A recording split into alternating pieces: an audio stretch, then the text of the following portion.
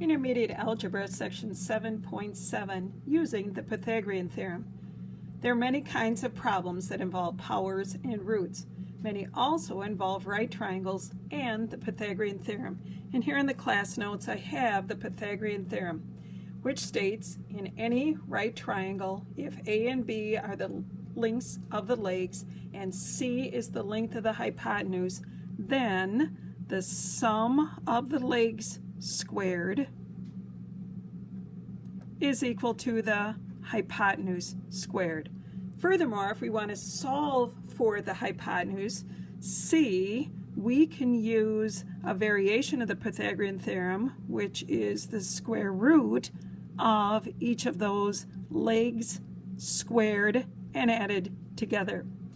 If we want to solve for a leg in the right triangle, another variation of Pythagorean theorem would be such that one of the leg lengths is equal to the square root of the hypotenuse squared minus the length of the other leg that we happen to know its length squared. So let's take a look at how this works out in an application. We're given here a right triangle with the leg lengths A, B, and the hypotenuse C, and they're telling us if A is 7 and B is 8, find C. So in this example, we're given leg lengths A and 8, and they're asking us for the hypotenuse. That would involve using the variation of Pythagorean theorem to find the hypotenuse by taking the square root of the sum of the leg lengths squared. So we'll replace those values with the lengths given. Square root of 7 is one of the legs, so we'll square that. And the other leg length is 8, and we'll square that. The squaring of a square root is the radicand. In other words, square root of 7 times square root of 7 is 7, plus the square root of 8, following the order of operations, taking care of powers first, gives us 64. Simplifying underneath the radical, we'll add those values together, which gives us 71. 71 is a prime number, so an exact answer for the length of the hypotenuse we would give as the square root of 71. In this next example, they're telling us if A is 4 and C is the square root of 45, find B. And in this problem, C is the hypotenuse, so what we're given in this problem for this right triangle is a leg length and the hypotenuse, and they're asking us for the second leg length. To find the length of a leg using a variation of Pythagorean theorem, we will use B is equal to the hypotenuse squared minus the one leg length squared that we know. Plugging in the values that were given, C, or the hypotenuse, is the square root of 45. That needs to be squared. Then subtract the leg length that's given, but we need to square that. Simplifying that radical,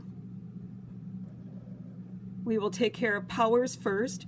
Square root of 45 squared is 45.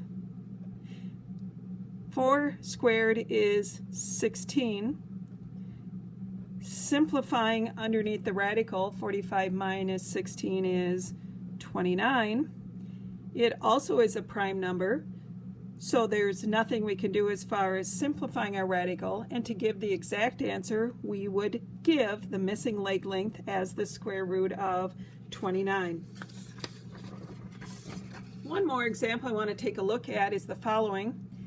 In this problem, it gives us that the diagonals of a square has a length of 5 times the square root of 2m. Find the length of the side of the square. So let's draw a picture to help us see what's going on. They're talking about a square, which means all 4 sides are equal and all angles are 90 degrees by definition.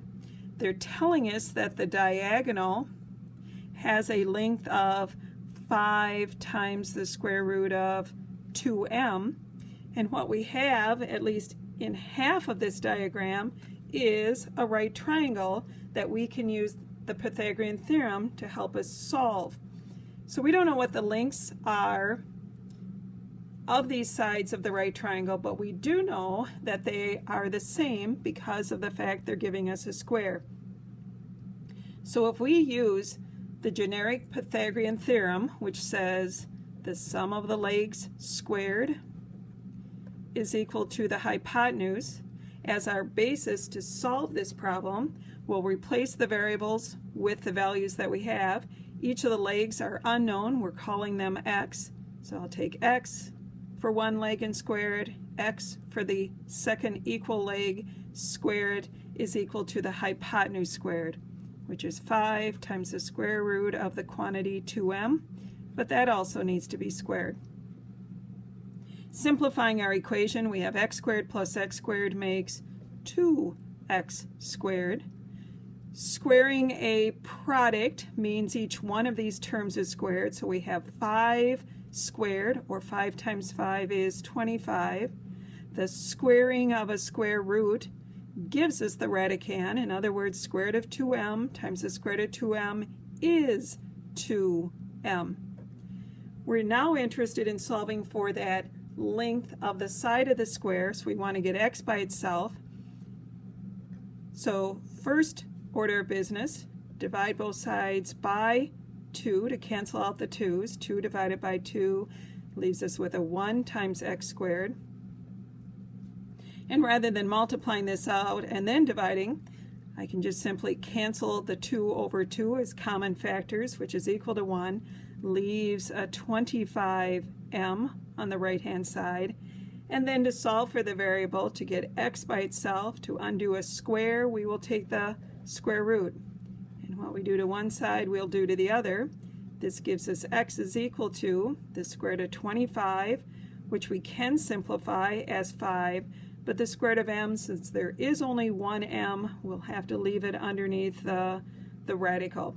So the length of each of the sides of this square has a value of 5 times the square root of m.